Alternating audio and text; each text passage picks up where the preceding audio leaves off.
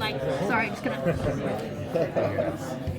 So good to see you guys. That's too long. How you been? I'm doing all right. Yeah, doing this here. Yeah. So maybe the obvious question you asked a lot. What were some of the changes you had to make from the comic to the screen? Did it stay pretty true to the novel? I think it stays true to the heart of the story. They really, really loved, the comic, and they wanted to, keep that vibe throughout. Sorry. And they did such a great job of, bringing moments from the comic to the screen. But then you also have more time to follow the characters and expand on their stories emotionally. Yeah, it was entirely additive. It was never like, oh, here's something that we can't duplicate from comic. Just what can we add? Our comic only takes place over a couple of nights. In the story, we get to be with these girls for weeks and really see them grow and luxuriate in these moments between them. So, no, it was just what can we add with the medium of television. It's been awesome. Can we ask her? You go ahead. Please, yeah. Well, my question was going to be, how are the graphic novels and series connected? So,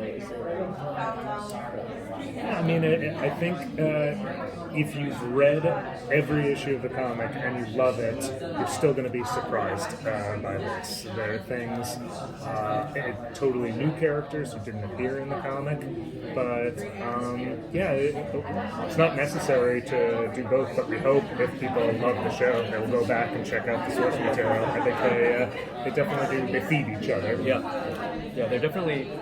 It's almost like a full remix of the comic, and it gives you a different look at other parts of the story that we weren't able to touch. There's really cool stuff, about the Battle of the Ages and the Time War that we only kind of got the edges of in the comic. And so seeing that stuff fleshed out is incredible. Teenagers being caught up in like a post-apocalyptic or a fantasy or any kind of war or battle, like group of teenagers being at like the center of that is like a very common thing, like not in a bad way. It's a very common thing in media. I just wanted to ask, like, why? Like, as the writer and creator, like, why is that kind of story? Why teens? Like, why? What is the lens of teens getting caught up in this world drama? Why is that always so impactful? Like, it's obviously a format that works, and I kind of wanted to ask why.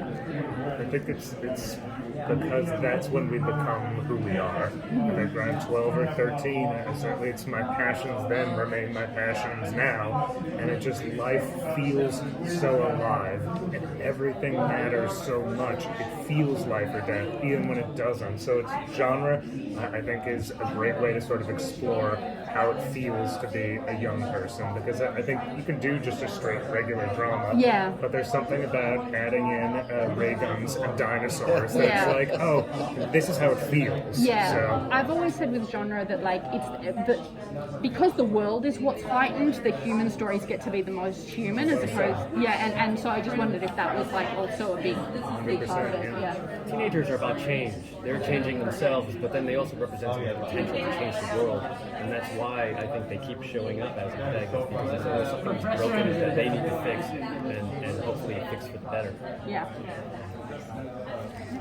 So the comics had an incredible 80s aesthetic to them, and I'm wondering how that comes across on the screen and how you guys kind of, what your input was on making those visuals. We had so much freedom in the comic to stylize things, to give it a feel that, it reminded you of the 80s, from the color palette, from Matt Wilson, and the design and lettering by Jared Fletcher, like they did all, it all worked together to give you this kind of feel. But with the show, then what we couldn't do was make that stuff feel realistic, photorealistic, and to immerse you in the 80s world and make it feel lived in makes a series, makes you believe it. And then when all the incredible stuff happens, then it's this huge contrast and this call to adventure. So, they did a great job. You can see from some of the stills and trailers and stuff like that, they lean into that color palette, and it's just so wonderful to see. It's, a blast, to your eyes. You're creative, obviously, but like, what are your roles as the executive producer? What exactly did you have to get done? And I guess I've been on both sides of this table before. So I've worked on other people's adaptations, I've been adapted, and I guess what I've learned is we have one really important job, which is to find the right partners at the beginning of this journey. And when we find them, it is to trust them.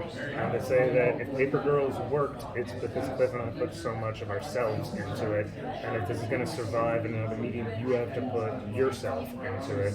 I think just giving them the freedom to say, we trust you, we don't want to see a bad karaoke version of our book where you're just doing it beat for beat. We want you to take it somewhere new.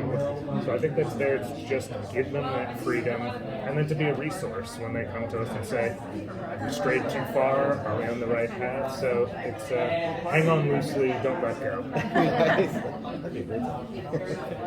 I wanted to ask about your writer's room because obviously this is a story about young women, and no offense, you guys are dudes. Like, was there women in the writer's room to like help bring this to life? Other than Chris Rogers, Yes. Chiang, but other than that, it's an entirely female writer's room.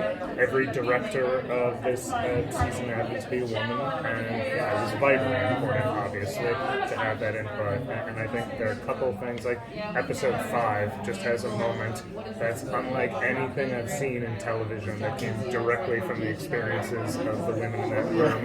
And getting to watch it, you know what I'm talking about, right? And getting to watch this moment with my daughter and my wife was just like, it was really magical. So, yes, the voices are vitally important to the show. We couldn't have done it without them. And are you excited for young Asian women and just like families sitting down to watch this? Because, you know, we don't get enough representation sometimes in the shows with teenagers. So, like, how vital was that to you? How important was it? Yeah, even, starting with the comic, I knew when, Brian sent me the pitch, diversity is so important, and representation is so important. And to be able to do that and also do it in a period piece, in 1988, it just shows you that the world has always been diverse, but we just haven't always wanted to recognize that. We didn't just pop up out of nowhere, Right. yeah. Yeah, and the cool thing is, I think the show is for, pretty much for everybody. You can watch it as a kid, you can also watch it as an adult, and there's ways into the story because, when you're 12, you're trying to ask yourself, who do I want to be? And that's the question that follows you, throughout your life. And as you get older, it only becomes more poignant. Obviously, this is a still medium, no movement, no sound. What was the moment that you were keenest to see kind of come to life? Whether that was like a song you always knew you wanted included, or just that like a movement or something, some piece of action that the thing that really hit you hardest the most as the creators when you saw it live. I think for me, it's just the ability to work with actors is Yeah. such a joy. That Cliff as the artist is sort of our director and our entire cast. It's so much to put on his shoulders. And it was fun to open it up to say, let's meet some new people and see what they bring to the roles.